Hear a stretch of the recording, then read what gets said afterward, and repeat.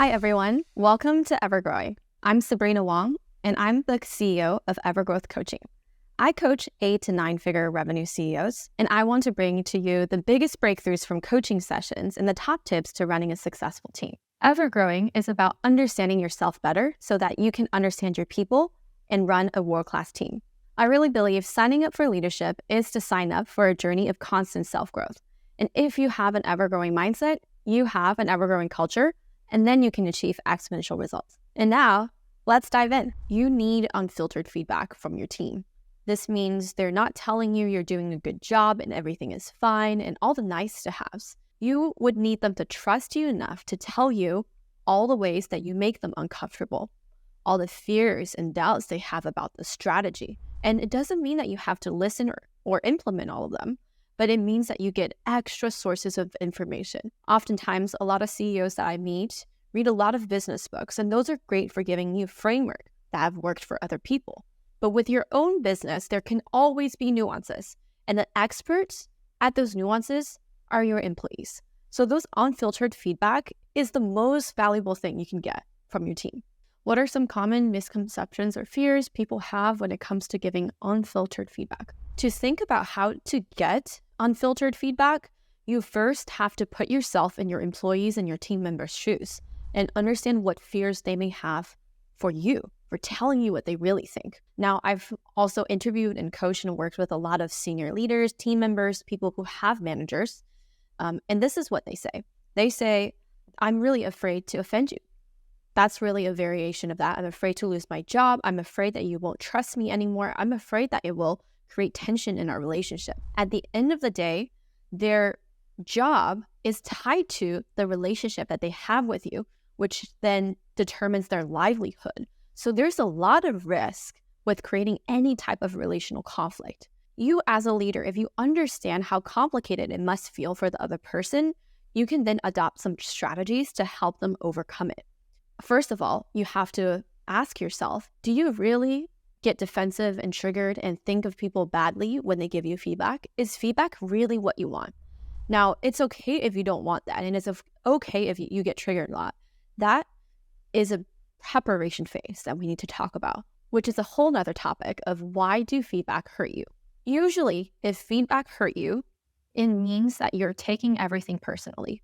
You're taking people's feedback as a way of determining, is my business going to exist or not? Am I going to fail? Am I good enough or not? You're seeking external validation, and there's not enough on the inside to ground you. Then, of course, when you get a constructive feedback, it will feel like the ground has been pulled underneath you, and you're going to probably go into some kind of spiraling, and you might react in fear, in avoidance, in silence, or in anger when people give you that feedback. Then you make your employees' fear come true. When they do give you constructive feedback, you don't respond well. So let me tell you a story of a CEO who is having troubles taking feedback, which is making their team not able to give her unfiltered feedback. She's a CEO of a 50-people company. She's a serial entrepreneur, and she's really hoping that this company will finally take her to that level of her career that she's always wanted. And she's under a lot of stress, understandably. When she asked for feedback and she genuinely wants it, she was also very nervous. So when her head of engineering told her something about the strategy that's been laid out, hey, these deadlines are not realistic. I don't think our team can make it. And I think you are constantly putting pressure on the engineering team. When she heard it, she flipped out. She became very combative and defensive and had said, well, if you guys can't deliver on these results, then why are you here? Do we need to switch out the leader? So it became a very contentious moment that's really stressful for both of them. Now, the good thing is she did realize that, and the next day went and apologized and repaired. And that's great to have the skill of repairing a conversation. But at the end of the day, it's even better if that blow-up reaction didn't happen.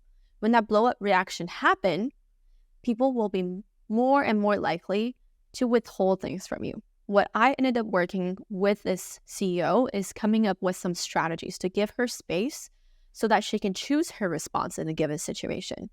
We also talked about her root fears of really her whole identity and reputation riding on this company. So when she's receiving such a feedback like that, what she's really hearing is, I'm not going to succeed this time. I'm going to let investors down if we can't deliver these engineering deadlines, and maybe I've made another mistake in building out this product roadmap. So it's really, really severe.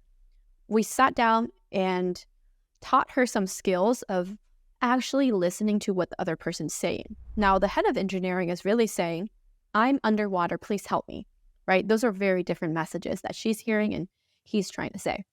So we taught her the skill of reflective listening. We taught her the skill of noticing the internal world. If she's noticing anger, we're training her brain to think about not responding. So if she feels anger, then she's going to create a new habit to say, I need some space right now. Thank you so much for your feedback. I would love to think about it. Can we pick it up tomorrow? So really giving her the opportunity and empowerment to take that pause allowed her to have the time to process and come back with a renewed attitude so that she can take on more feedback. The best thing about having more people give you unfiltered feedback is to take feedback well.